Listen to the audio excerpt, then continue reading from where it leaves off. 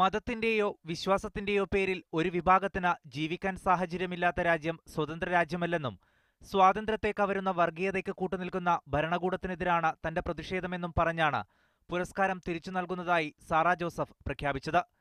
അടിയന്തരാവസ്ഥയേക്കാൾ മോശം അവസ്ഥയാണ് ഇപ്പോൾ. ഏറ്റവും ഭീതിജനകമായ ഒരു അവസ്ഥയിലൂടെയാണ് ഇപ്പോൾ കടന്നുപോയിക്കൊണ്ടിരിക്കുന്നത്. എന്റെ ഉള്ളിൽ അത് അടിയന്തരാവസ്ഥയേക്കാൾ ഭീകരമായ ഒരു അവസ്ഥയായിട്ടാണ് അനുഭവപ്പെടുന്നത്. രാജ്യത്ത് ഭരണഘടന അനുശാസിക്കുന്ന അഭിപ്രായ സ്വാതന്ത്ര്യം നാൾക്കുനാൾ നഷ്ടപ്പെട്ടുകൊണ്ടിരിക്കെ കേന്ദ്ര സാഹിത്യ അക്കാദമി അതിൽ നിക്ഷിപ്തമായ ചുമതല നിറവേറ്റുന്നതിൽ പരാജയപ്പെട്ടുവെന്ന് കവി സച്ചിദാനന്ദൻ പറഞ്ഞു. രാജ്യത്ത് സ്വതന്ത്ര ചിന്തകർ കൊല്ലപ്പെടുമ്പോൾ ഓഫീസുകളിൽ അനുശോചനയോഗം ചേരുന്നതിൽ മാത്രമായി അക്കാദമിയുടെ പ്രതികരണം ചുരുങ്ങുകയാണ്.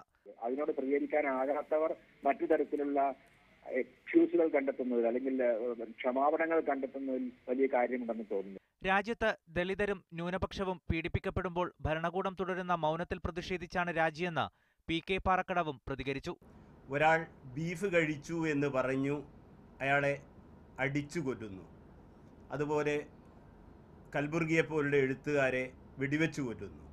അങ്ങനെയുള്ള ഒരു ഇന്ത്യയിൽ ഇതിനെ ചെറുക്കാൻ വേണ്ടി ഇങ്ങനെയുള്ള അധികാര സ്ഥാനങ്ങളിൽ നിന്ന് എഴുത്തുകാർ ഒഴിഞ്ഞു നിൽക്കണം എന്നാണ് എൻ്റെ അഭിപ്രായം. പ്രമുഖ എഴുത്തുകാരായ നയൻതാര സെഗാലും അശോക് വാജ്പേയിയും കഴിഞ്ഞ ദിവസം കേന്ദ്ര സാഹിത്യ അക്കാദമി പുരസ്കാരങ്ങൾ ഉപേക്ഷിച്ചിരുന്നു. വിവിധ ബ്യൂറോകൾക്കൊപ്പം ന്യൂസ് ഡെസ്ക്, മീഡിയ 1.